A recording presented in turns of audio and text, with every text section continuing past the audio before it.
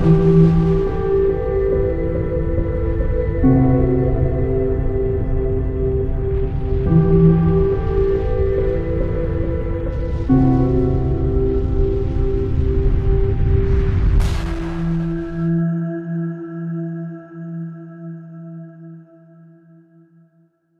les amis, il y a peu de temps j'ai fait une émission où je vous parlais de Valérie Bigot et vous avez été nombreux à dire mais c'est juste extraordinaire ce que cette femme dit.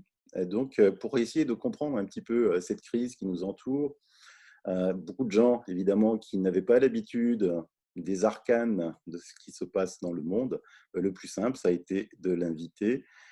Bonjour Valérie. Bonjour Silvano, merci de m'avoir invité. Mais tout le plaisir est pour nous. Donc Valérie, présentez-vous un petit peu. Alors, ça va être relativement simple, hein. Je suis docteur en droit. J'ai soutenu ma thèse en 2005 à l'Université Paris 1 Panthéon-Sorbonne. C'est une thèse qui a duré 10 ans et qui était axée sur l'entreprise. Alors, le titre n'est pas évocateur, mais à l'intérieur de cette thèse, je fais une théorie juridique de l'entreprise.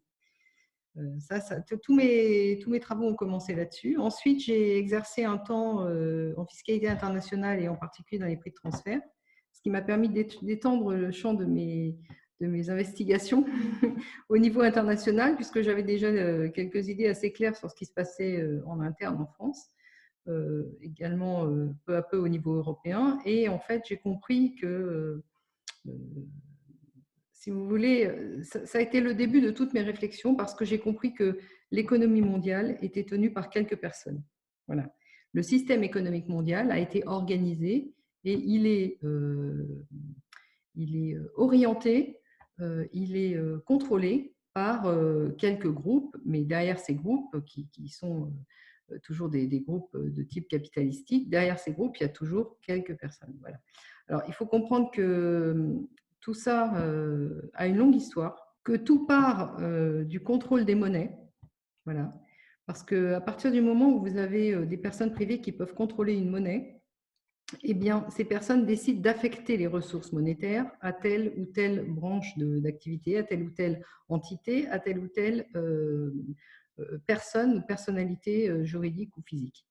Et à partir de là, tout devient possible. C'est-à-dire que, comme l'avait très bien expliqué l'un des Rothschild, le premier de la série, c'est qu'à partir du moment où vous tenez la monnaie, vous tenez la politique. Puisque avec la monnaie, vous pouvez solliciter, si vous voulez, des décisions en votre faveur. Vous pouvez créer des entités qui vous serviront et qui, en l'occurrence, ils ont créé des entités de plus en plus anonymes. Ils ont créé tout une échelle, une organisation stratifiée de personnalités juridiques qui crée de facto un anonymat.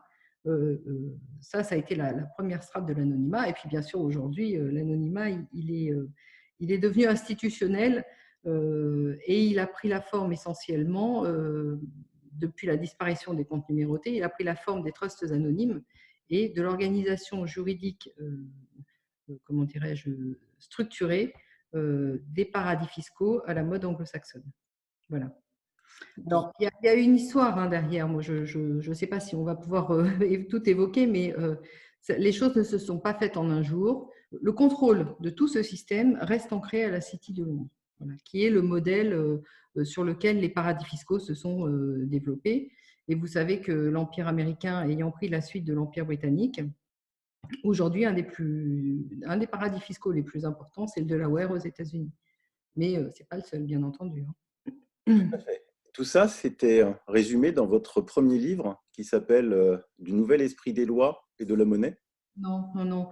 En fait, ça a été le résultat de toutes mes recherches et j'ai commencé à publier des articles à partir de février, je crois, 2016, dans le Secteur francophone. Et c'est dans ces articles-là que je détaille tout le système économique, la façon dont ce système est politiquement contrôlé.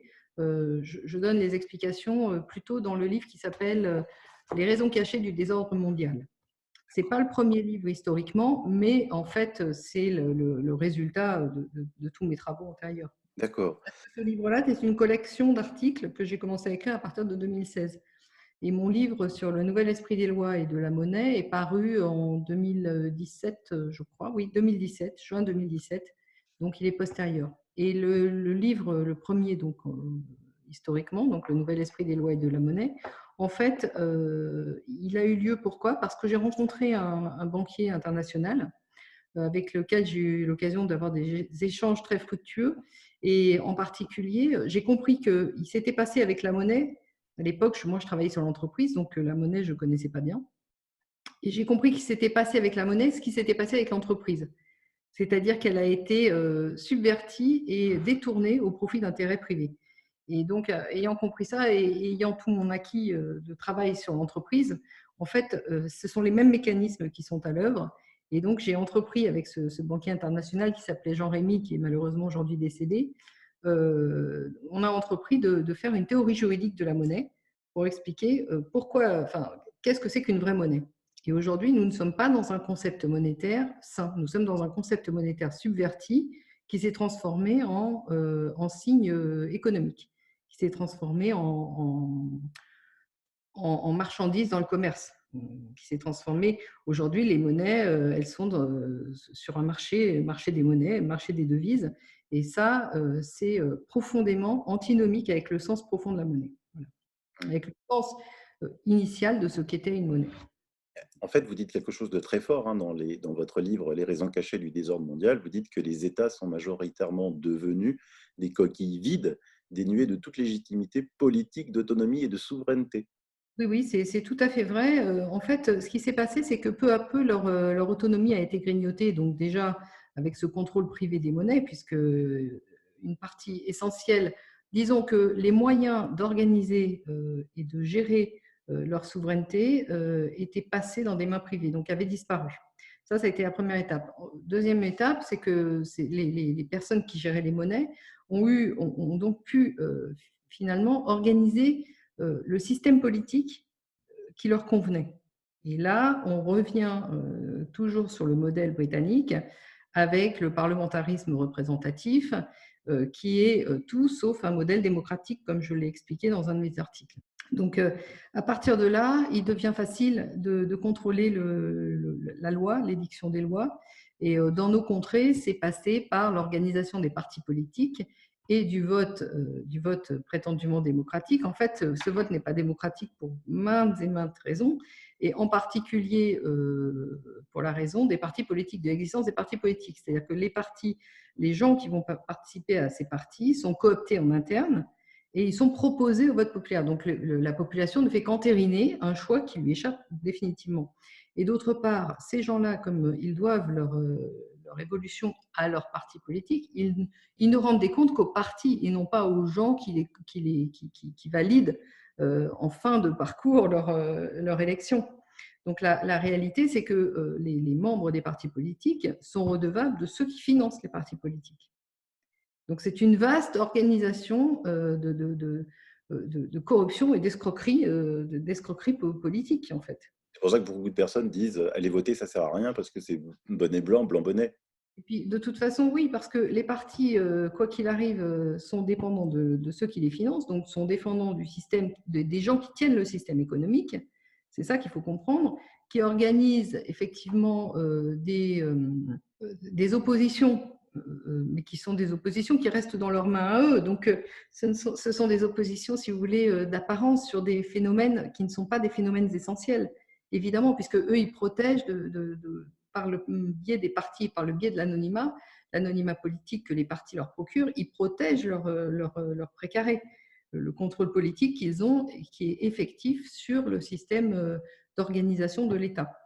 Et puis d'autre part, une fois que que vous tenez le système politique, il devient facile d'organiser les lois à votre convenance, etc. Et c'est comme ça qu'on a vu le développement de toutes les règles qui favorisaient, si vous voulez, l'anonymat d'une façon ou d'une autre, non seulement politique, mais au niveau économique, et qui a pu accroître leur emprise sur l'organisation économique, d'une part interne aux États, dans un premier temps, ensuite international, et ça, là, on arrive au XXe siècle, hein, pour maintenant avoir des velléités de de créer un gouvernement mondial. Mais qu'est-ce que ça va leur apporter en plus d'avoir ce gouvernement mondial? Une chose est d'avoir un pouvoir officieux et une deuxième chose est de montrer au grand jour un pouvoir officiel. Il y a toujours un écart, si vous voulez, de marge de manœuvre en plus quand officiellement vous tenez les rênes et vous avez le contrôle officiel. Déjà, ça, c'est dans le schéma, comment dirais-je, d'organisation du contrôle effectif, il est plus confortable d'avoir un pouvoir officiel qu'un pouvoir officieux.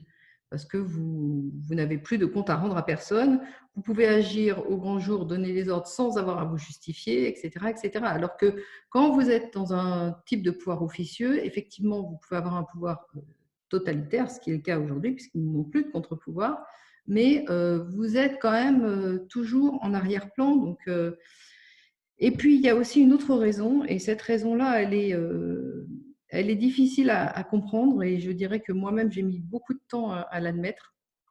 C'est que les gens qui sont derrière ce système économique, donc qui tiennent les rênes du système économique, sont mus par une volonté messianique de faire advenir leur Messie. Alors, pour moi, c'est quelque chose qui me semble totalement artificiel, évidemment. Et puis, quand on a un esprit cartésien, même si on peut avoir des croyances, de là à croire, à pouvoir croire, interagir avec Dieu, pour moi, ça a été difficile. Je dois dire que j'ai mis beaucoup de temps à admettre cette réalité-là.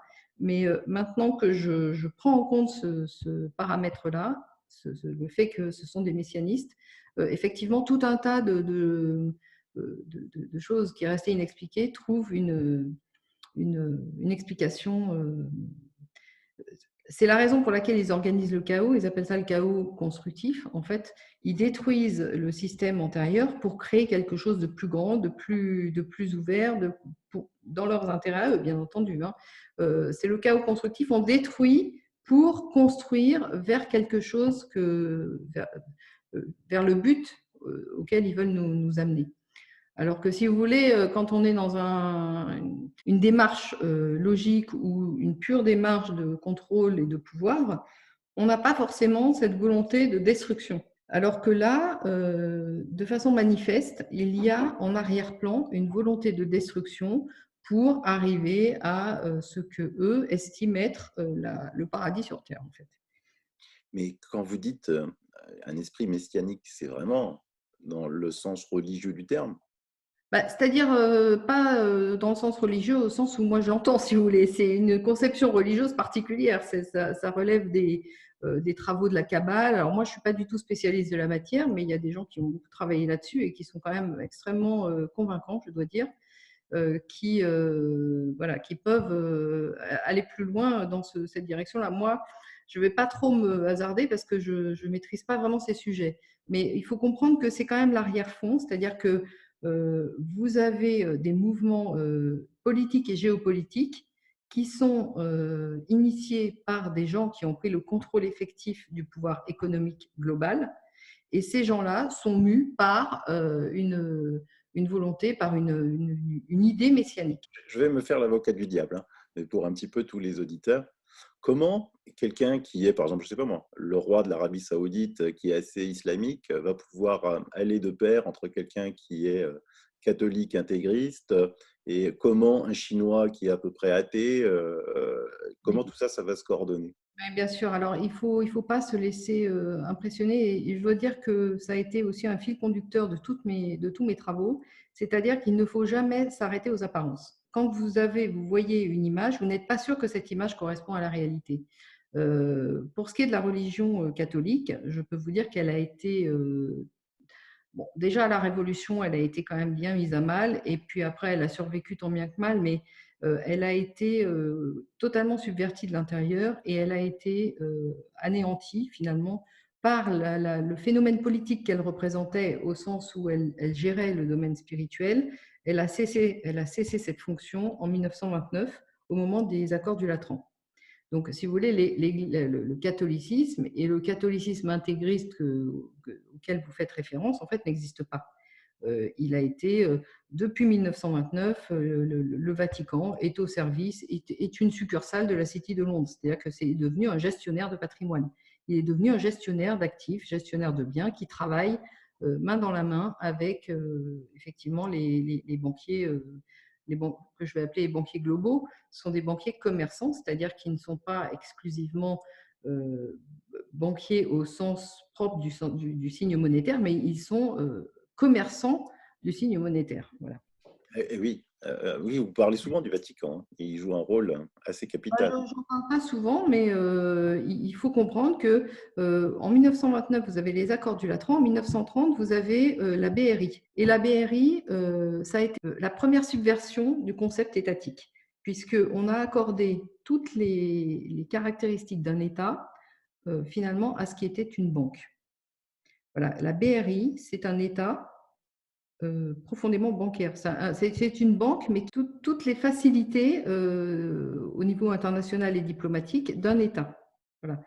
Personne n'a le droit d'entrer dans la BRI. La BRI est située à Bâle, mais les pouvoirs publics suisses n'ont rien à y faire. Donc, ils n'ont pas le droit de franchir les locaux qui sont des locaux diplomatiques. Et si vous voulez, quand vous faites un peu un tour d'ensemble, vous vous rendez compte que la BRI, elle a à peu près les mêmes qualités juridiques que ce qui est devenu le Vatican. Donc, on se rend compte qu'en fait, ce sont des subversions d'État.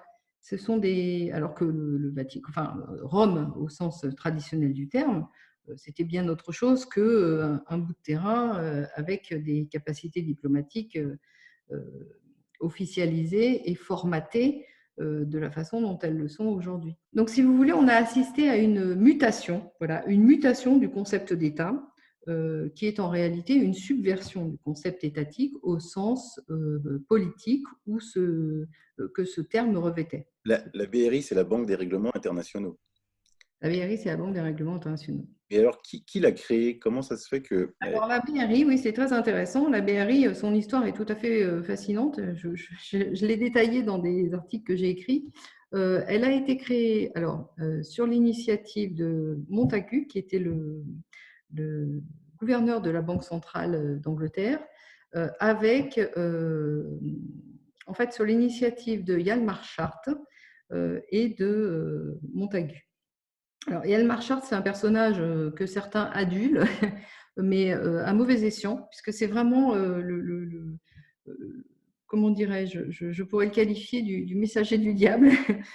C'est un homme qui effectivement avait des idées monétaires qui peuvent paraître intrigantes parce qu'elle reprenait partiellement le vrai sens de la monnaie, sauf qu'il a mis ce concept encore plus au service du privé. Donc, sans Hjalmar Schacht, alors déjà, il faut savoir qu'il avait la double nationalité allemande et américaine. Donc c'est lui qui avait été le lien, le pivot entre, si vous voulez, toute la finance anglo-saxonne et la finance continentale, et en particulier, évidemment, la finance allemande. Sans Hjalmar Schacht, la BRI n'aurait pas existé et la Seconde Guerre mondiale non plus. Parce que la BRI a été un des pivots, un des éléments centraux du financement de l'effort de guerre nazi, bien au-delà de ce que les entreprises américaines finançaient par ailleurs directement. Sans la BRI, qui a été l'organisation d'un circuit anonyme, justement, parallèle, il n'y aurait pas eu de suprématie nazie sur l'Europe et sur le monde. Voilà. Il n'y aurait pas eu de guerre, en fait, tout simplement. La BRI a été un élément tout à fait fondamental de la Seconde Guerre mondiale. Et dans beaucoup de choses que vous dites, il y a énormément de choses qui débutent en 1929 ou en 1930. La BRI a été créée en 1930. J'ai l'impression qu'une crise comme 1929 qui a provoqué le chaos économique et sont à l'origine de beaucoup de créations malfaisantes. En fait, il faut toujours se remettre dans une perspective historique. C'est-à-dire que quand vous voyez apparaître quelque chose à un moment donné, dites-vous bien que ce n'est pas le début, mais c'est la fin d'un processus antérieur. 1929-1930 n'aurait pas existé s'il n'y avait pas eu 1913, qui a été l'emprise directe de la finance internationale sur le gouvernement américain, hein, au moment de la création de la Fed. Et ça n'aurait pas existé s'il n'y avait pas eu cette finance anglo-saxonne qui siégeait à la City et qui a été qui a été la tête directrice de l'Empire britannique. L'Empire américain n'aurait pas existé sans l'Empire britannique. Donc, en fait, si vous voulez, c'est un… Comment dirais-je ? Tout se tient, c'est un système intégré, si je puis dire, qui évolue par étapes. Et par étapes destructrices, on en revient à ce que je disais avant. Chaque étape nécessite la destruction de l'étape antérieure. Pour franchir le Rubicon, si vous voulez, pour aller plus loin, ça nécessite de détruire ce qui a été élaboré antérieurement. Donc, on peut faire le parallèle avec le développement des États, qui ont été d'abord des cités-États. Les cités ont été détruites au profit des États, les États ont été détruits au profit des empires, les empires se sont succédés, donc les empires antérieurs ont été détruits au profit d'empires, mais toujours vous avez ce fil conducteur de la finance globale et qui est apatride depuis le début en fait, hein, puisque ce sont des gens qui ont noué des liens, si vous voulez, de par leur activité de banquier-changeur au départ, et qui ont continué à travailler en vase clos, enfin entre eux, si vous voulez. Ils étaient géolocalisés à l'époque parce qu'il n'y avait pas d'autres possibilités, mais n'empêche qu'ils ont toujours eu à cœur leurs propres intérêts, qui étaient des intérêts nomades. Hein. Donc, il faut comprendre ça, c'est très important parce que c'est aussi ce que nous vivons actuellement, c'est aussi une confrontation directe entre le nomadisme et le sédentarisme, la sédentarité. Et oui, et oui. Mais comment vous analysez maintenant les crypto-monnaies qui arrivent de partout et on parle beaucoup de plus en Oui, plus? alors là, c'est pareil, c'est toujours, enfin, moi, ce qui guide, ce qui a toujours guidé mes pas, et en fait, j'ai été amenée à ça par la réalité des faits, c'est que il ne faut pas s'arrêter à l'apparence. Les crypto-monnaies sont apparues au lendemain de la crise de 2008.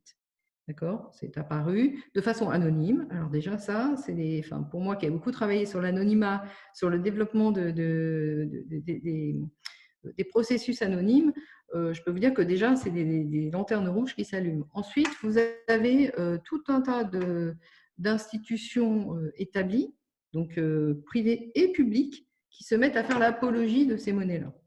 Et ensuite, vous avez effectivement des personnes privées, des groupes qui se disent indépendants des États, etc., qui ont commencé à s'intéresser au sujet pour dire mais on peut aussi l'utiliser pour développer un système monétaire parallèle.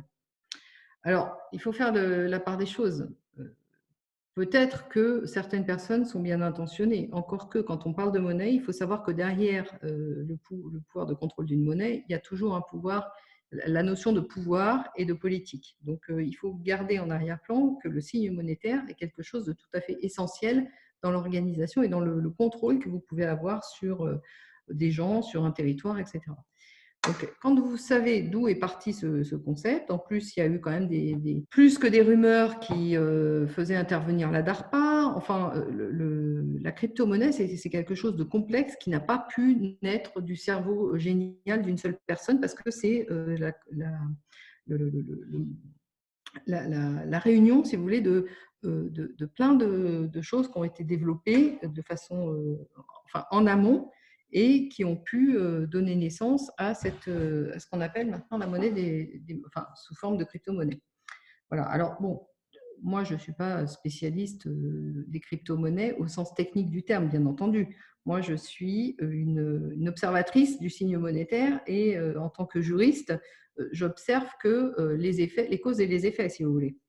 Donc, après, vous avez, avec la problématique de contrôle centralisé des monnaies, tout le monde s'est mis à dire la crypto-monnaie, ça va être un contrôle décentralisé, etc. Or, c'est pas aussi évident que ça. Il y a quand même des façons de contrôler. Et je dirais que le problème essentiel des crypto-monnaies, c'est le fait qu'elles sont conçues dès le départ comme des marchandises. Et ça, c'est tout à fait, ça rend improbable le fait qu'une crypto-monnaie puisse rendre à terme le même service qu'une monnaie viable. Voilà. Parce qu'une monnaie qui est sur un marché est contrôlable, quoi qu'il arrive. Mm. Pas forcément au niveau de son émission, mais au niveau de sa circulation. Et puis, quant à l'émission, il y a quand même des contraintes énergétiques, etc. Il y a plein de choses derrière. Et puis aussi, évidemment, sans parler des problématiques de hacking. Enfin, les plateformes ont été déjà historiquement, puisque maintenant on a quand même presque 10 ans de recul, on a 10 ans de recul, ce n'est pas rare de voir des plateformes de crypto-monnaies qui sont hackées, qui ont été hackées. Donc, si vous voulez, je dirais que pour ce qui est des monnaies, le problème essentiel n'est pas tellement, si vous voulez, leur circulation matérialisée ou dématérialisée. Là, c'est une erreur de croire ça. Le problème, c'est sur le concept monétaire lui-même. Est-ce que le concept monétaire doit être une marchandise, enfin considéré comme un bien sur le marché, ou est-ce que le concept monétaire est un bien public qui n'a pas à être, comment dirais-je, à faire l'objet d'éventuelles spéculations? Et évidemment, la monnaie n'a pas été conçue initialement comme une marchandise susceptible de transiter sur des marchés. Voilà. Donc, il y a eu une subversion du système monétaire, du signe monétaire, et ça, je l'explique très bien dans mon livre qui s'appelle « Le nouvel esprit des lois et de la monnaie ».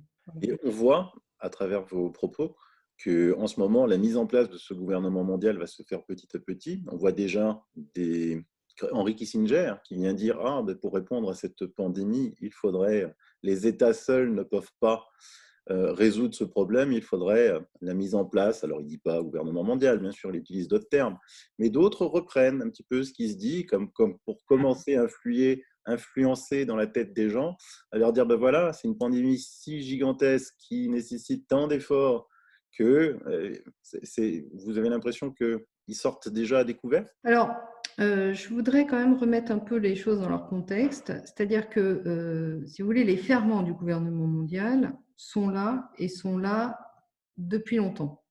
Les premiers, la première racine et la plus importante, ça a été la création des banques centrales, puisque ça a été une façon de centraliser le contrôle des monnaies, d'une part sur les États, et ensuite, on a vu de façon plus large. Donc, à partir du moment où, au XXe siècle, vous avez eu des institutions, en particulier financières, donc je pense évidemment à la BRI, mais pas seulement, hein, je pense aussi évidemment aux accords de Bretton Woods et au FMI, à la Banque mondiale. À partir du moment où vous avez cette organisation centralisée de la gestion des monnaies, vous avez déjà, en quelque sorte, le gouvernement mondial, puisque vous avez délégué à des personnes dont vous ignorez tout, le fait que ces gens-là contrôlent l'affectation des ressources monétaires, du signe monétaire, et donc vont orienter vont orienter la façon dont les économies vont pouvoir interagir les unes avec les autres, vont pouvoir sectoriser les économies en fonction des intérêts bien compris de ceux qui tirent les ficelles, etc. C'est comme ça qu'on a le monde économique a été mis en coupe réglée et que certaines régions ont été affectées à certaines activités et d'autres régions à d'autres activités. Donc, à partir de ce moment-là, le gouvernement mondial, quelque part, il existe déjà. Après, tout le sujet, c'est leur sujet à eux et le nôtre aussi, à l'opposé, c'est pour eux de nous faire comprendre qu'il n'y a pas d'issue possible autre que la création effective d'un gouvernement mondial, parce qu'il y a tellement de choses à régler que tout doit être fait de façon centrale et pour que les choses se passent bien. Donc effectivement, si vous voulez, l'idée de pandémie remplit bien ce rôle.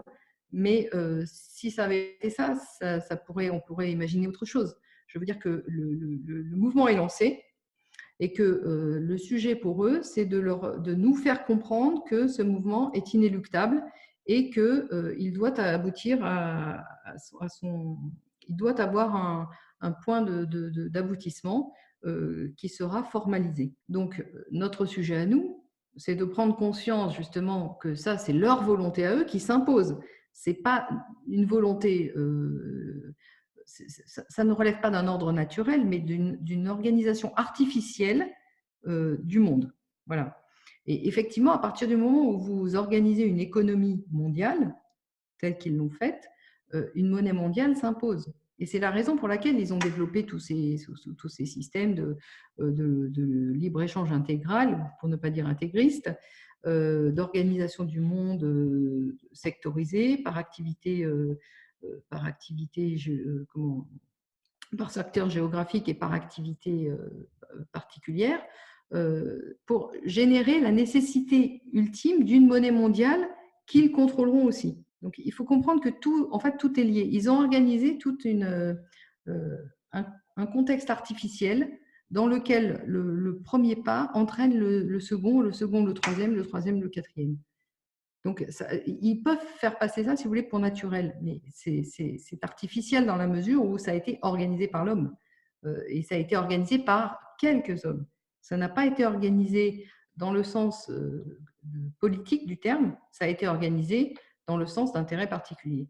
Quand je parle de politique, je le détermine bien dans mes ouvrages, la politique, c'est en fait l'intérêt commun au sens plus petit dénominateur commun, au sens possibilité de générer une vie en commun, une vie collective, la plus sereine possible. Ça, c'est la raison d'être profonde de l'activité politique. Et là, on n'est pas du tout dans ce cadre-là. On est dans le cadre d'intérêts privés, d'intérêts particuliers qui s'imposent au plus grand nombre, non pas dans le sens de l'intérêt du plus grand nombre, mais dans le sens de l'intérêt de ceux qui imposent les règles et qui restent anonymes. Donc, si vous voulez, ce qu'il faut comprendre, c'est justement cet écart entre l'apparence et la réalité. Puisque l'apparence a été conservée, l'apparence d'États qui n'en sont plus, l'apparence de nécessité d'une monnaie mondiale, alors qu'en fait, elle est sous-tendue, cette prétendue nécessité, par toute une organisation artificielle antérieure de l'économie. Donc, si vous voulez, je dirais qu'il ne faut pas donner à cette histoire de pandémie une place disproportionnée par rapport à celle qu'elle a réellement. Dans l'ordre dans lequel les choses ont été organisées, si vous voulez, ça s'inscrit dans ces objectifs-là. Mais on ne peut pas dire que ce soit ça qui soit déterminant du gouvernement mondial. Le gouvernement mondial, il est prédéterminé par tout ce que je vous ai expliqué, par la création artificielle d'une économie mondiale, la création artificielle qui va suivre d'une monnaie mondiale, et ce qui est à mon avis beaucoup plus important actuellement à suivre, c'est justement l'évolution de cette future monnaie mondiale. Et la pandémie, ça peut presque paraître comme un dérivatif, si vous voulez, qui focalise l'attention des gens de façon à pouvoir faire tranquillement, à ce qu'eux agissent tranquillement sur l'essentiel qui est actuellement finalement la future monnaie mondiale. Parce que la future monnaie mondiale déterminera le gouvernement mondial. Vous ne pouvez pas avoir une monnaie si... ça sera facile pour eux de dire, regardez, il y a une monnaie mondiale, il faut bien qu'elle soit gérée, contrôlée, donc le gouvernement mondial s'impose. Voilà. C'est un peu comme ça qu'ils ont cru organiser l'Union européenne. Du reste, à partir du moment où ils ont créé artificiellement cet euro pour générer la nécessité d'un gouvernement unifié, etc. Sachant que l'idée de fédération était là dès le départ, et de monnaie, évidemment, également. Alors, de toute façon, ça correspond tout à fait à ce que je disais dans mes émissions, c'est que ce gouvernement mondial était déjà présent par ses corporations, par ses lobbies anonymes, tentaculaires, qui sont les banquiers, Big Pharma et compagnie. Et comment vous positionnez des gens comme Donald Trump, Vladimir Poutine dans ce contexte? Alors, bon, c'est assez compliqué. En fait, il ne faut pas avoir une vision trop manichéenne du problème parce qu'il y a des rapports de force internes aux États qui font qu'il y a des tiraillements qui peuvent faire agir les uns et les autres dans un sens qui n'était pas forcément celui qu'ils auraient voulu au départ. Néanmoins, ce que je constate, je vais parler plutôt de la Russie, c'est ce que j'ai expliqué dans mes derniers articles. Je renvoie vos auditeurs aux derniers articles que j'ai écrits qu'ils peuvent retrouver sur le Seker francophone, mais aussi sur Strategica. En fait, en Russie, vous avez deux factions qui s'opposent. Vous avez, et ça date pas d'hier, ça remonte au début du XXe siècle. Vous avez deux factions qui s'opposent. Vous avez une faction patriotique Et vous avez une faction globaliste. Voilà. La faction patriotique, vous la retrouvez dans l'armée et dans la hiérarchie militaire. Et la faction globaliste, vous la retrouvez dans le gouvernement civil et dans le contrôle du gouvernement civil, qui passe notamment par celui de la Banque centrale. Si on remonte dans l'histoire, ces deux factions existaient, puisque la faction globaliste était représentée par Trotsky, qui voulait voilà, universaliser le processus, donc vraiment globaliser leur système. Et à l'opposé, vous aviez Staline, qui lui s'est positionné, alors peut-être justement par opposition à son ennemi, mais en tout cas s'est positionné de façon très claire du côté patriotique et pour développer l'autonomie de son pays, qui est un vaste pays. On est bien d'accord, on parle de la Russie, c'est le plus grand pays du monde. Donc, si vous voulez, ces deux factions qui existaient au moment de la création du bolchevisme ont continué, se retrouvent aujourd'hui dans l'organisation interne de l'État russe. Et c'est comme ça que vous avez l'armée qui, de façon relativement autonome, agit pour la défense des intérêts patriotiques, même à l'extérieur de son territoire, et à l'intérieur est contrée par cette oligarchie globaliste et apatride qui a les rênes du pouvoir civil, si je puis dire, et monétaire. Donc la Russie est compliquée, Poutine se situe entre les deux. Alors, il y aurait peut-être beaucoup plus de choses à dire sur lui, mais je ne suis pas encore vraiment complètement sûre de mon fait, donc je m'abstiendrai. Je dirais simplement que sa position est difficile et que, quoi qu'il arrive, je vois mal une autre personne tenir cette position très difficile. Parce que ça veut dire que d'une certaine façon, il est un pied dans le camp patriotique et un pied dans le camp apatride, ce qui est antinomique. Donc, d'une certaine façon, chez lui, il y a quelque chose de pas tenable. Sa position n'est pas tenable à terme. Donc, ça, c'est pour la Russie. Je pense que, moi, personnellement, je pense que les pays occidentaux, c'est-à-dire évidemment l'Angleterre, enfin, tous les pays européens, les États-Unis d'Amérique et tous les pays satellites, alors je connais moins en détail, mais j'imagine assez aisément qu'il doit en être de la même façon, Australie, Japon, ces pays-là sont pour moi totalement sous contrôle globaliste. Il n'y a pas de contre-pouvoir, puisque les contre-pouvoirs ont été au fur et à mesure du temps happés et ils ne sont pas politiquement organisés. Donc, ils ne sont plus, si vous voulez, visibles. Ils n'ont pas de force politique qui est susceptible de les représenter. Donc, pour moi, ces pays-là sont perdus. Ils ne font pas partie de la guerre entre le patriotisme et…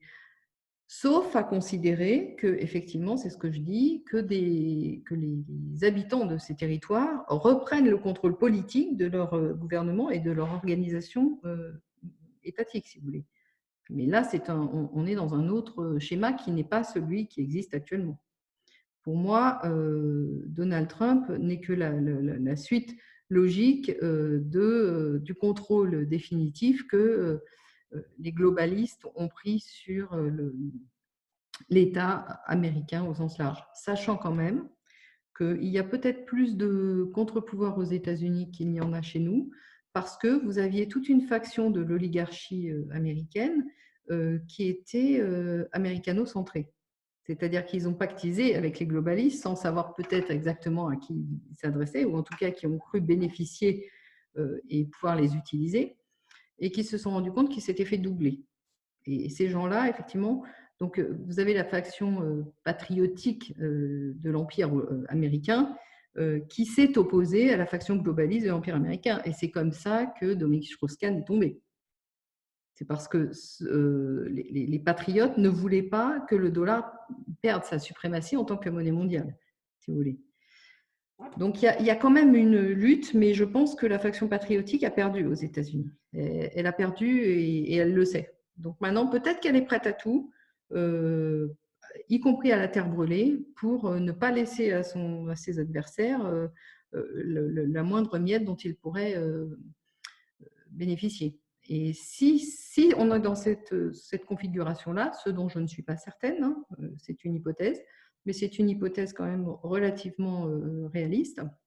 Si on est dans cette configuration, ça veut dire que l'Union européenne est condamnée, parce qu'ils feront tout pour faire la terre brûlée, c'est-à-dire pour ne pas laisser un élément essentiel du contrôle global à leurs ennemis. Et on voit comment Trump s'est félicité du Brexit et tout de suite. Oui, mais alors le Brexit, c'est quelque chose de compliqué. Il ne faut pas le Brexit. Alors c'est pareil, c'est toujours je pense, une distinction à faire entre l'apparence et la réalité. Le Brexit a été initié par les banquiers de la City pour pouvoir reprendre justement la main sur cette fonction, sur cette faction, pardon, patriotique de l'Empire américain qui contrôlait l'Union européenne. Il l'a contrôlée en étant allié à l'époque, hein. De façon à pouvoir avoir les mains libres pour piloter le changement de monnaie mondiale, dont les Américains patriotiques ne voulaient pas, puisque eux, c'est leur suprématie militaire, leur suprématie mondiale passe par le fait qu'ils ont le contrôle de la monnaie mondiale. Donc, si vous voulez, il faut plutôt voir ça comme un jeu géostratégique et comme une avancée des banquiers globalistes pour reprendre en main le contrôle, le pilotage vers une monnaie mondiale viable, hein, parce que moi je l'ai dit depuis le départ, une monnaie nationale ne peut pas être en même temps une monnaie mondiale. Économiquement, ce n'est pas viable parce que ça répond à des contraintes économiques opposées. Donc, tout le monde le savait, que le dollar ne serait pas viable à terme en tant que monnaie. En tout cas, les banquiers ne l'ignoraient pas. Ceux qui n'étaient pas banquiers ont pu peut-être se faire des illusions sur ce phénomène-là. Mais à terme, il était condamné en 1944, quand le dollar s'est imposé en tant que monnaie mondiale, l'économie américaine a été condamnée. Et est-ce qu'on peut dire que du côté des patriotiques, le phénomène Q aux États-Unis est du côté des patriotiques? Alors moi, j'ai beaucoup je suis très sceptique vis-à-vis de ce phénomène-là. Je n'ai pas, comment dirais-je, je ne suis pas convaincue que ce phénomène soit réel et je me demande, je suis vraiment dans l'expectative.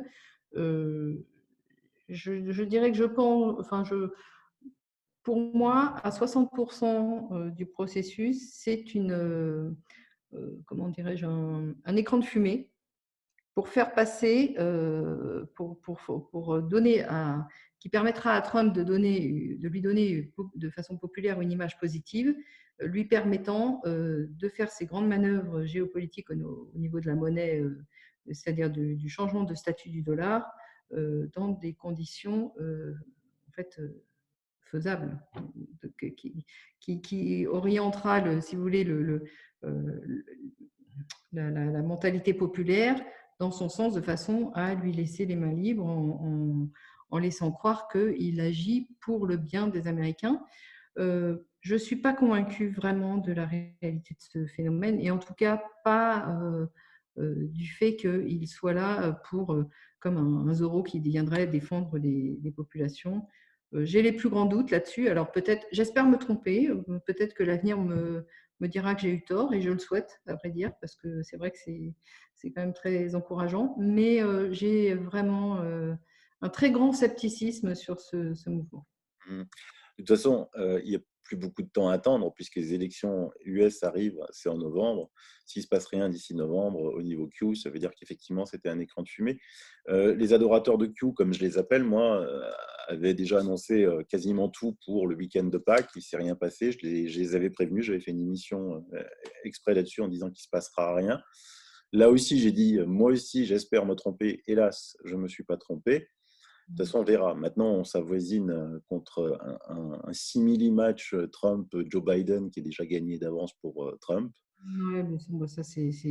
Enfin, là, je veux dire, on est dans comment dirais-je, dans le théâtre de nous, quoi. C'est vraiment un jeu de théâtre. C'est un théâtre qui nous est proposé. pour nous faire adhérer à un système dans lequel on est perdant, pile il gagne et face on perd. Donc on est perdant à 100% dans ce système-là, puisque ce système n'est pas fait dès le départ pour organiser politiquement la société. C'est ce que j'ai essayé de faire passer comme message au départ. J'espère que je me suis expliqué clairement. Ce n'est pas toujours facile parce que ce sont des concepts relativement abstraits, mais il est important de comprendre qu'aujourd'hui, le phénomène, le fait économique a pris le pas sur le fait politique. Et ça veut dire une chose, ça veut dire que le fait politique n'existe pas, tout simplement, parce que le phénomène politique est bien au-delà du simple fait économique. Le phénomène politique doit englober le phénomène économique, mais ne s'assimile pas au phénomène économique. C'est aussi bien davantage essayer de faire régner la bonne, comment dirais-je, l'entente la plus sereine possible entre les habitants, enfin, entre une population. Et, enfin, vous voyez ce qu'il y a derrière. C'est le phénomène politique a des contraintes bien supplémentaires que celles d'organiser l'intérêt particulier d'un petit groupe d'individus. C'est pas ça la politique. Donc la politique a disparu. Et dans nos pays, c'est devenu quand même relativement flagrant maintenant. Mais ça existe depuis longtemps, en fait. C'était caché, mais c'était déjà là. Et les choses n'arrivent pas par hasard. C'est-à-dire qu'à partir du moment où vous constatez un problème à un moment, les racines du problème sont bien antérieures en réalité. Maintenant, je me pose quand même une question, parce qu'au niveau patriotique, chaque militaire de chaque pays, c'est des patriotes. Hein. C'est quelqu'un qui est là pour se battre pour son drapeau, pour aller faire la guerre. J'ai envie de vous répondre, ça dépend du statut hiérarchique qu'il a. Oui. Alors, c'est-à-dire, plus il est élevé, moins il est patriote, c'est ça? Bien entendu, parce qu'à partir du moment où les hauts grades sont cooptés, enfin sont choisis par le phénomène politique, il est bien entendu qu'ils sont là pas pour défendre les populations, mais pour défendre ceux qui les ont cooptés. Et donc, alors, ils peuvent rester avec une certaine petite fibre indépendante, mais ils sont institutionnellement tenus, si vous voulez, ce qui en fait des gens pas fiables pour défendre une nation. Voilà. En revanche, les grades inférieurs, et ceux qui n'ont pas courbé trop les chines, ceux qui ont accepté de ne pas courber les chines pour monter dans la hiérarchie, ceux-là sont évidemment du côté des populations. Oui, ça c'est la bonne nouvelle. Et puis effectivement, l'autre incertitude, c'est comment va réagir le peuple. Parce que moi, je le répète souvent, hein, on est dirigé par un système pyramidal, eux, ils sont tout en haut de la pointe de la pyramide. Mais si le peuple en masse se soulève, ils sont rien du tout. Bah, justement, c'est un des sujets et bon, c'est ce qui m'a fait dire que, en effet, cette pandémie est arrivée, enfin en tout cas en France, à brûle-pourpoint, pour ressouder les troupes populaires derrière la tête artificielle qui lui est imposée, ou la tête qui lui est artificiellement imposée. Donc, les deux sont valables. Effectivement, ça c'est le sujet et c'est le vrai sujet politique actuel. C'est est-ce que les peuples vont se réveiller de tout le conditionnement dans lequel ils ont été entraînés depuis, c'est pas des dizaines d'années, hein, c'est des centaines d'années. Est-ce qu'ils vont comprendre que leur système politique n'est plus viable, qu'il n'y a rien à en sauver et qu'ils peuvent être capables tout seuls de s'organiser de façon beaucoup plus efficiente pour le bien commun, c'est-à-dire de façon politique. Voilà.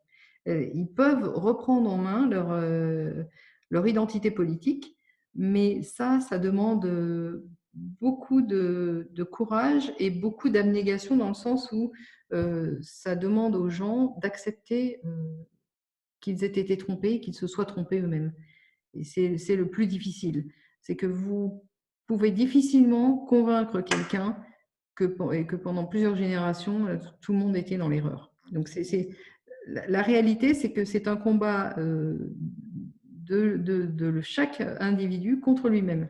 Et c'est ce combat-là qui est le plus difficile à mener, puisqu'il nécessite d'ouvrir les yeux et de se comment dirais-je, de se réveiller. En fait, c'est comme si on avait été dans un rêve, de se réveiller, de voir la réalité en face et après d'avoir du courage. Donc, d'abord se réveiller, ensuite être capable de voir, de prendre de face une réalité qui est quand même dure, qui est une réalité de lutte et relativement violente, et ensuite d'avoir le courage de lutter. Ça demande beaucoup si vous voulez, ça ne peut se faire que par étapes. Et c'est vrai que peut-être que de ce point de vue-là, je dirais que la gestion de la pandémie par ce qui sert de gouvernement à la France peut avoir un rôle non négligeable d'éveil des populations et de prise de conscience de la réalité. Voilà. Après, il faudra le courage. Ça, Et des fois, on a des surprises du peuple, parce qu'en même temps que on enregistre cette émission, j'ai su que déjà à Berlin, les gens sortaient dans la rue, défiaient la police et les militaires, assez en masse quand même. Donc c'est un petit, pour l'instant c'est petit. Berlin, bon, c'est une ville jeune. Ils ne seront pas trop derrière TF1 et BFM, les TF1 et BFM allemands. Mais quand même, il y a une prise de conscience assez forte que peut-être que le haut de la pyramide n'a pas vu, même s'il essaye de contrer ça un peu partout maintenant, en parlant de revenu universel. oui, bah, bien entendu, mais en même temps, je vais vous dire, à partir du moment où vous organisez un collapse économique, le revenu universel s'impose parce que votre population va tomber dans une misère tellement évidente que si vous imposez le revenu universel, vous passez pour un sauveur. Voilà, tout le danger est là. En réalité, bon, si on regarde objectivement, je dois dire que ce Covid-19 n'est quand même pas la peste noire qui a décimé 50 ou 60% de la population au Moyen Âge. On en est loin. Et pourtant, les effets qu'on nous impose pour se protéger de ce virus vont avoir pour effet le collapse économique.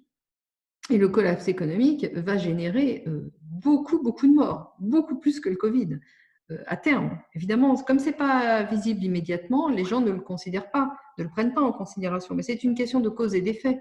À partir du moment où vous avez 50% de la population ou je ne sais pas combien de pourcentage qui va tomber dans la misère, leur proposer un revenu universel, c'est vous passer pour le sauveur. C'est exactement ce que Lucien Soris disait, c'est le système du banquier, du pompier, par exemple, pardon, j'ai fait un lapsus révélateur, du pompier pyromane. C'est-à-dire que vous organisez l'incendie et puis après, vous venez arriver en sauveur pour l'éteindre. Donc, effectivement, c'est toute une prise en charge individuelle de comprendre en fait le processus dans lequel on est intégré. Et le revenu universel est évidemment une façon de tenir les gens, puisque votre revenu ne dépendra pas de votre activité, mais elle dépendra de la volonté d'un tiers qui vous échappe de continuer ou pas à vous verser des sommes qui vous permettront de survivre ou de vivre plus ou moins décemment. Donc, vous faites l'abnégation, vous anéantissez votre propre action sur votre propre vie, enfin vos propres possibilités d'action sur votre vie. Et ça, c'est quelque chose de très grave. Tous les peuples qui ont abandonné un peu de liberté au profit d'un peu de sécurité perdent l'un et l'autre, et ils le méritent. Donc, il faut bien sûr que les gens comprennent qu'il y a des enjeux économiques, sociologiques et politiques majeurs derrière l'organisation d'un collapsus économique. Néanmoins, je dois dire que ce collapsus économique, de toute façon, est écrit. Et il n'est pas c'est pas le Covid-19 qui va le réaliser. Ça va être le Covid, si vous voulez, va apparaître comme un écran, comme une cause essentielle, alors qu'en réalité, ça relève plus c'est pareil, d'une création artificielle pour cacher quelque chose qui était inéluctable. De toute façon, le problème du collapsus économique aujourd'hui, il est inéluctable. Les économies, en tout cas dans nos pays, ne tiennent que par la volonté absolue des banques centrales d'injecter des masses et des masses monétaires. Mais cette volonté-là, elle peut s'arrêter du jour au lendemain. Donc, en fait, les économies et la réalité de la richesse des populations ne dépend que d'une chose, de la volonté des banquiers centraux. Et effectivement, il va être facile pour eux de prendre prétexte de cette pandémie pour dire c'est pas nous, c'est la pandémie, regardez, ça a fait arrêter l'économie. Mais c'est pas vrai. L'économie, elle est sous perfusion monétaire depuis aujourd'hui, depuis 2009, depuis 2008. Hein.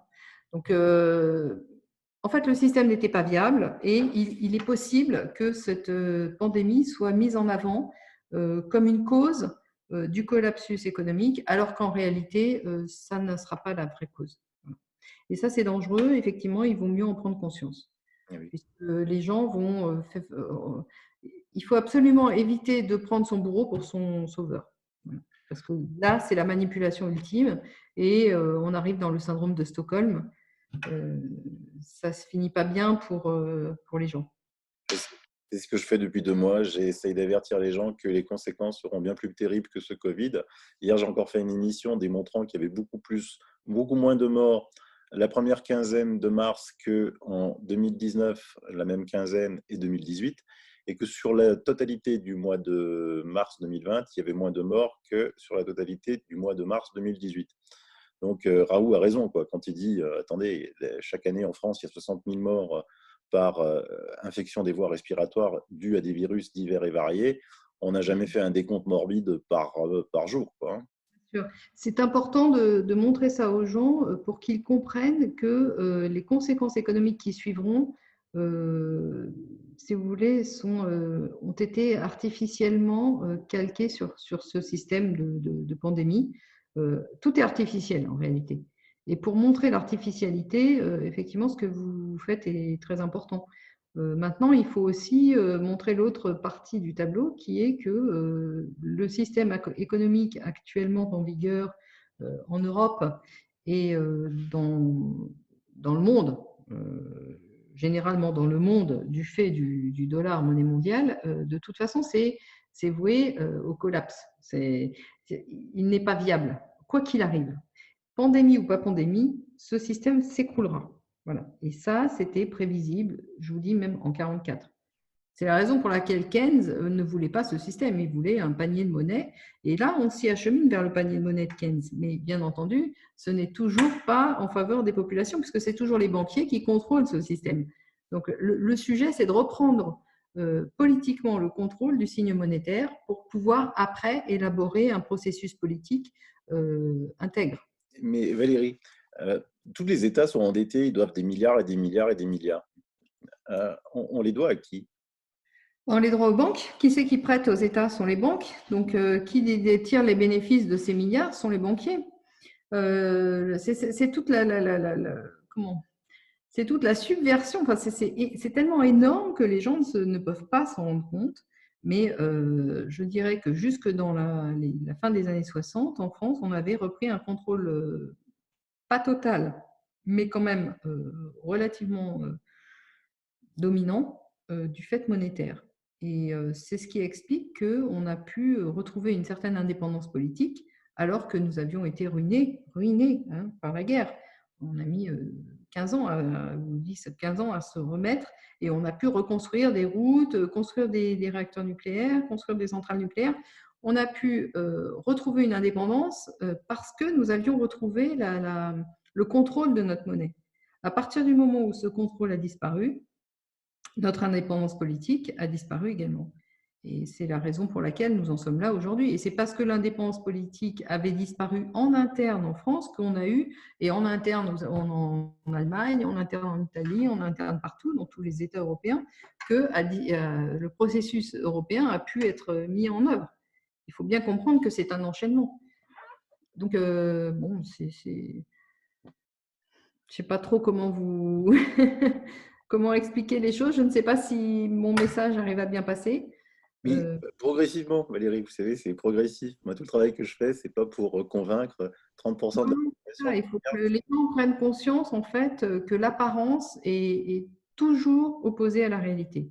Dans le monde dans lequel nous vivons, les apparences que l'on nous propose sont contraires aux réalités. C'est-à-dire qu'elles sont diamétralement opposées et elles sont là pour, comme un écran de fumée, pour nous créer une réalité virtuelle. On vit dans une réalité virtuelle. Bon, Les processus politiques ne sont pas ce que l'on croit, les processus démocratiques ne sont pas ce que l'on croit, les processus financiers, monétaires et économiques ne sont pas ce que l'on croit. on peut peut-être pour les auditeurs donner deux exemples. Le premier, hein, et je vous laisse parler, c'est les pandemic bonds. Donc des pandemic bonds qui avaient été créés justement en vue d'une pandémie où les États devaient mettre de l'argent, où ils rémunéraient les banques à hauteur, avec des gros chiffres, hein, je ne sais plus combien, c'est des taux d'intérêt énormes. Et à la fin, eh ben, s'il y avait une pandémie, ces pandemic bonds servaient à sauver les pays.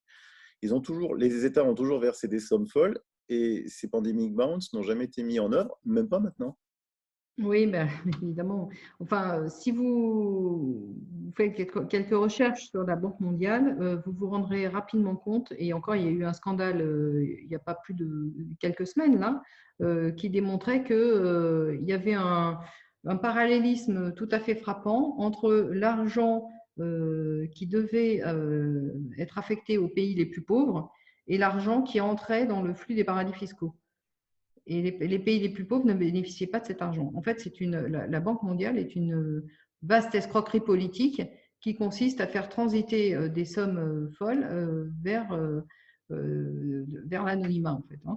Il faut être clair. Donc, on met en avant les bons sentiments pour organiser une réalité différente. On en revient toujours à l'apparence et à la réalité. Les bons sentiments sont toujours mis en avant, proposés aux populations de façon à faire en sorte de recevoir leur adhésion. Il est plus facile d'agir avec l'adhésion populaire que sans consentement populaire. Donc, c'est une dialectique qui consiste à nous extirper un consentement artificiel, nous extirper artificiellement notre consentement pour un système qui nous brisera, pour instaurer un système qui nous brisera. Et la Banque mondiale, enfin les scandales qui émaillent la Banque mondiale depuis toujours sont énormes, énormes. Conflits d'intérêts en tout genre, trafic d'influence, trafic financier. Bon, je veux dire, cette organisation, c'est vraiment, c'est vraiment comment dirais-je, la cerise sur le gâteau. Tout à fait. Et le deuxième exemple qu'on peut donner, c'est l'Italie, hein, qui déjà a été ruinée en acceptant l'euro, ruinée par l'Allemagne, parce qu'Helmut Kohl voulait absolument que la lire italienne rentre dans l'euro, sinon il n'y aurait pas d'euro, mais il savait pourquoi il disait cela. L'Italie, elle a eu de l'aide de qui? De la Norvège, qui ne fait pas partir de l'Europe, de Cuba, qui ne fait pas partir de l'Europe, de la Russie, qui ne fait pas partie de l'Europe, de la Chine, qui ne fait pas partie de l'Europe, et zéro aide de l'Europe. Donc là, en Italie, il y a des scènes où on brûle les drapeaux européens qui sont à côté des drapeaux italiens. Je crois qu'eux viennent de comprendre. Et puis surtout, la mise en place de ce fameux mécanisme européen de stabilité qui semble aussi encore une vaste escroquerie. Ah oui, non, mais alors là, mécanisme européen de stabilité, c'est le libre cours à l'endettement ultime. C'est-à-dire que les États vont continuer à s'endetter massivement au profit des banquiers et tout le monde devra, enfin, tout le monde, attention, les populations, c'est la collectivisation des pertes et la privatisation des bénéfices. Hein. On est bien dans ce cadre-là. Là, c'est fait à un niveau. Les États sont autorisés à s'endetter collectivement de façon considérable. Je n'ai plus le montant en tête, mais j'ai travaillé sur le MES, j'ai fait des conférences là-dessus. Les montants sont considérables, sachant que ce sont les États qui s'endettent, donc les contribuables qui seront sommés de rembourser, sachant que les dettes ne sont pas remboursables déjà à leur niveau actuel, hein, pendant que les banquiers continueront de toucher les intérêts, n'est-ce pas? Donc non, ce mécanisme européen de stabilité est une vaste escroquerie universelle, enfin, comme tous les mécanismes financiers actuellement. Hein. Je dirais, c'est toujours le même système qui se met en place et on cache la misère populaire par des bons sentiments de solidarité apparents. Alors, c'est toujours l'apparence et la réalité, vous voyez. Alors, le MES est une escroquerie, mais l'Union européenne en elle-même est une escroquerie. Ça a été l'organisation de la colonisation du territoire européen par l'empire dominant qui était l'empire américain et à l'époque anglo-américain, puisque il ne faut jamais oublier que dans ce système de colonisation, les deux partis patriotiques et globalistes de l'empire américain avaient partie liée, étaient d'accord pour nous mettre en esclavage. Mais qu'aujourd'hui, ces deux partis-là se sont dissociés. Donc, ça crée aussi des tensions dans leurs fruits, si vous voulez.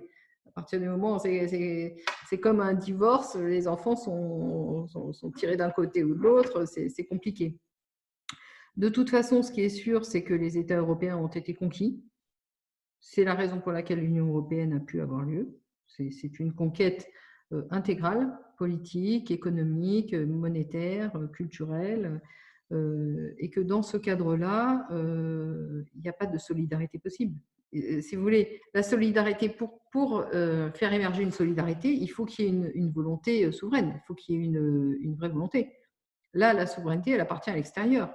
Elle n'est pas, si vous voulez, elle n'appartient pas aux gens qui vivent sur ce territoire. Donc, à partir du moment où il n'y a pas de souveraineté, il n'y a pas de possibilité de prendre des décisions et encore moins de solidarité. Alors, on peut parler de solidarité des banquiers, celle-là, elle est tout à fait légitime. Elle existe et très, très solide. Mais d'ailleurs, c'est ce qui s'est passé quand vous voyez la Grèce, les banquiers se sont solidarisés. De la même façon qu'avec la BRI, les banquiers se sont solidarisés. Donc, les banquiers français se sont solidarisés avec les banquiers allemands, avec les banquiers britanniques. Et ceux qui mènent la danse et qui décrètent les règles du jeu, c'est effectivement les banquiers britanniques de la City.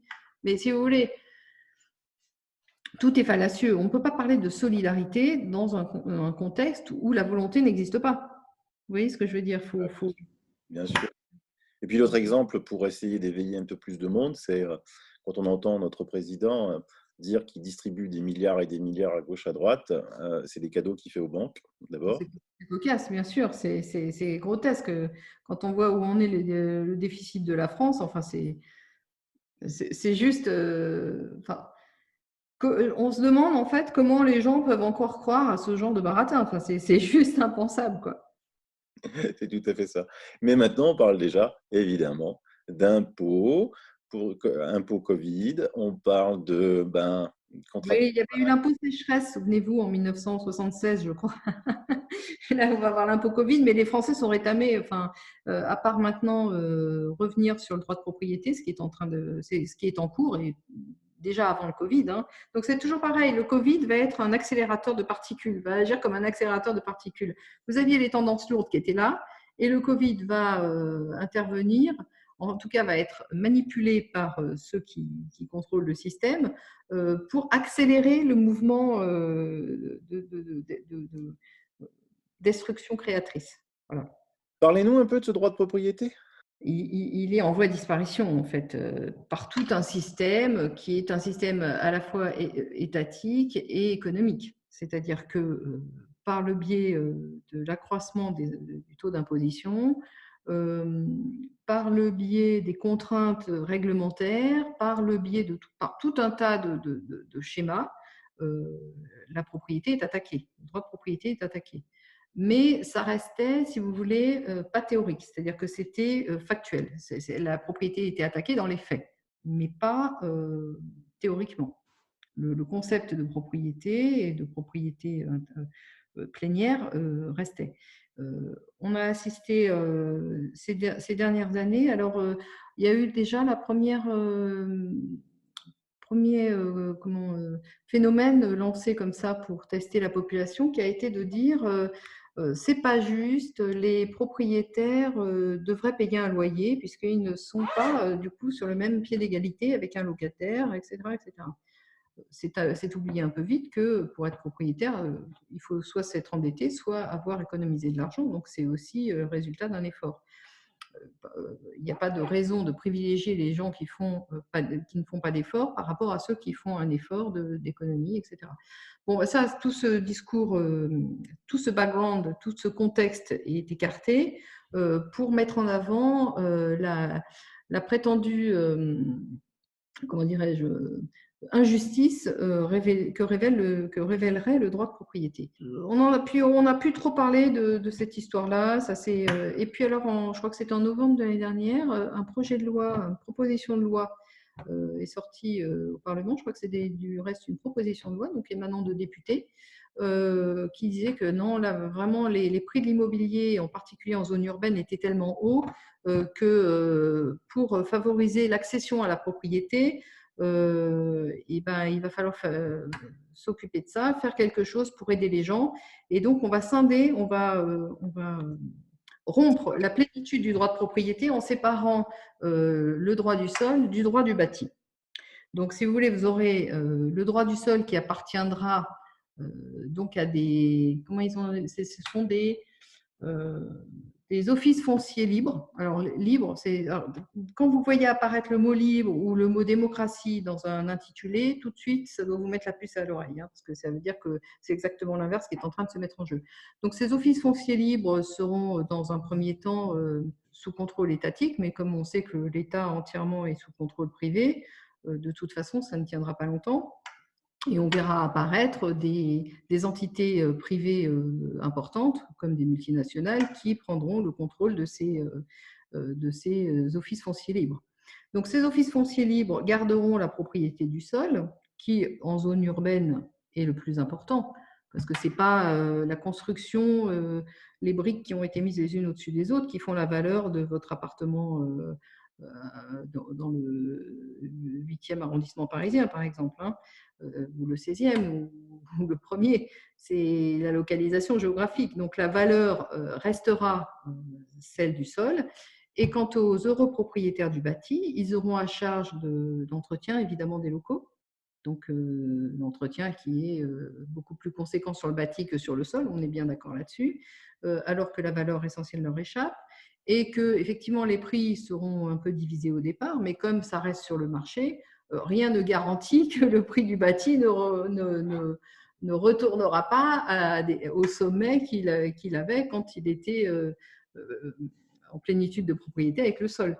Donc, en fait, tout ça est une vaste escroquerie pour générer finalement un loyer à vie des heureux propriétaires du bâti vis-à-vis des malheureux propriétaires, je fais exprès d'en rajouter un peu, vis-à-vis des propriétaires éternels du sol.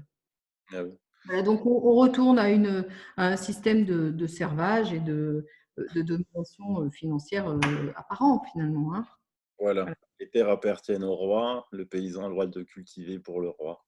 Oui, enfin, sauf que ce que vous dites n'est pas tout à fait vrai, c'est que le roi n'était pas propriétaire, vous aviez les grands seigneurs, donc il y avait toute une organisation féodale qui fait que le roi avait beaucoup, beaucoup moins de pouvoir que n'en a actuellement un président de la République. Et les choses étaient beaucoup moins centralisées, qu'on veut bien le dire. Et puis, j'insiste beaucoup là-dessus, le système monarchique était structurellement beaucoup plus démocratique que ne l'est le système de représentation euh, populaire, le système de parlement représentatif dans lequel nous vivons aujourd'hui, pour la simple et bonne raison que tous les contre-pouvoirs ont été absorbés par le pouvoir économique actuellement, donc c'est un pouvoir hégémonique, alors qu'en période de monarchie, vous aviez une organisation structurellement axée autour du pouvoir temporel et du pouvoir spirituel qui était hiérarchique et qui avait des pouvoirs normatifs qui se faisaient face et qui se contrôlaient l'un l'autre. Vous comprenez, c'était structurellement contrôlé, sous contrôle en fait. Ça empêchait des dérives trop virulentes dans un sens ou dans un autre. Le pouvoir temporel a été peu à peu infiltré de l'intérieur par les banquiers et le pouvoir spirituel a été mis à bas d'une façon générale au moment de la Révolution française parce que effectivement c'était le contre-pouvoir qui existait et qui gênait l'accession au pouvoir absolu des banquiers. C'est ça. Valérie, vous avez un énorme défaut, c'est que vous accélérez le temps, parce que ça fait déjà 1h30 qu'on discute, et moi j'ai l'impression que ça fait 10 minutes qu'on vient de commencer, un truc de fou. Moi, je pourrais vous écouter des heures et des heures. Et donc, vous savez que quand quelqu'un voit une émission de 2 heures, 3 heures, il ne clique pas, il ne va pas la voir. Et moi, j'ai envie de vous réinviter. Je pense que l'actualité va faire que Vous serez toujours la bienvenue sur ma chaîne. Vous avez tellement de choses à dire, hein, c'est juste hallucinant. Donc, un petit message de conclusion pour les abonnés, ne perdez pas espoir. Non, non, non, surtout, soyez courageux. Soyez courageux. Voilà, Soyez courageux et acceptez la réalité. c'est ça. Et donc, Valérie, je vous dis à bientôt sur ma chaîne. À bientôt, Sylvano. Merci beaucoup. Et donc, je mets les liens de votre éditeur pour vous commander les livres, parce que ils sont chez votre éditeur. Et puis, si vous pouviez, je vais aussi mettre les liens que de vos conférences, des sites que vous avez cités, la Stratégica, Le séqueur francophone. et moi, je les mettrai dans le descriptif de l'émission. D'accord, super. Bah, merci beaucoup. J'espère que j'étais un peu dans le coltard ce matin. Je suis désolée, une insomnie cette nuit, donc j'ai perdu un peu mes mots. J'aime bien parler de façon précise et là, voilà. Vous avez été parfaite. C'est trop gentil. Vous êtes indulgent. Ce que je ne suis pas toujours moi-même. Merci. Et mes auditeurs, bye bye. À la suivante. À la bise. Merci, au revoir.